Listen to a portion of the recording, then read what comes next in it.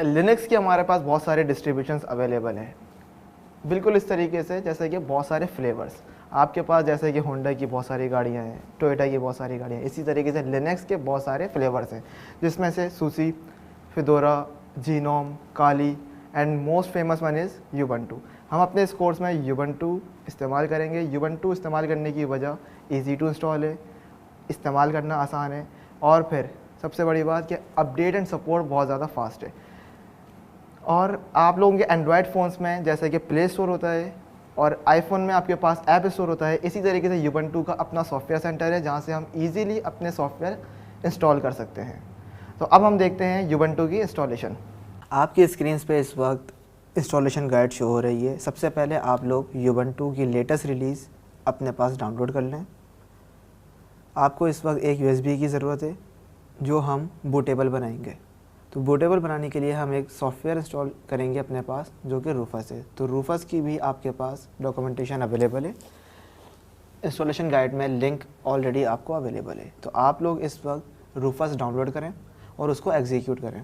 Rufus execute करने के बाद आप देखेंगे आपके पास एक ऑप्शन शो हो रहा होगा बूट सेलेक्शन का। बूट सेलेक्शन में आप सेलेक्ट कर लें अपने जो आपने यूबंटू डाउनलोड की है। उसके बाद लास्ट में एक बटन स्टार्ट का आप देख रहे होंगे, वो आप प्रेस कर दें। It will take 12 to 13 minutes to complete the ISO।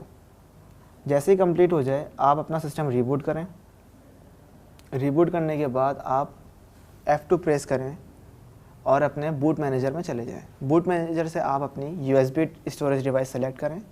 उसके बाद आप देखेंगे एक यूबंटू का लोडर चलना स्टार्ट हो जाएगा।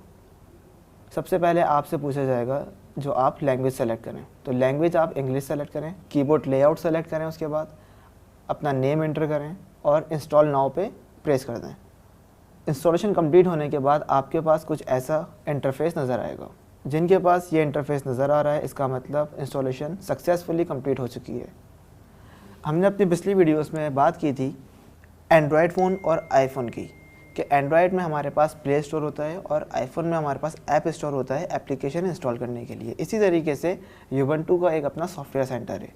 तो अब आप लोग अपने सर्च बार में लिखें सॉफ्टवेयर और एंटर करें। अब आपके पास कुछ ऐसा इंटरफेस आ रहा होगा। यहाँ पर आप ईज़िली अपनी एप्लीकेशंस को इंस्टॉल कर सकते हैं। लेकिन अगर आपने कोई पैकेज इंस्टॉल करना है, कोई एप्लीकेशन इंस्टॉल करनी है, कोई लाइब्रेरी इंस्टॉल करनी है अपनी कमांड लाइन से बजाय ग्राफिकल यूज़र इंटरफेस से, तो वो कैसे करेंगे, आइए चलें देखते हैं।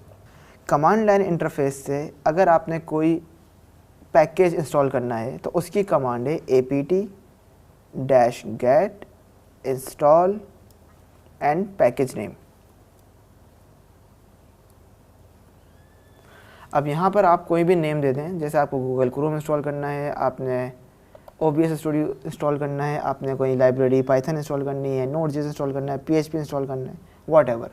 तो अब हम यहाँ पर इंस्टॉल करते हैं पाइथन। तो क्या ये इंस्टॉल कर देगा? चलें एंटर करके देखते हैं कि ये इंस्टॉल करता है या हमारे पास कोई एरर आता है। अब मैं प्रेस करता हूँ एंटर। मेरे पास इस वक्त एरर आ चुका है। एरर क्या आया है? Permission denied. ये परमिशन डिनाइड का एरर क्यों आया है? क्योंकि मैं इस वक्त नॉर्मल यूज़र से लॉगिन हूँ, ना कि रूट यूज़र से।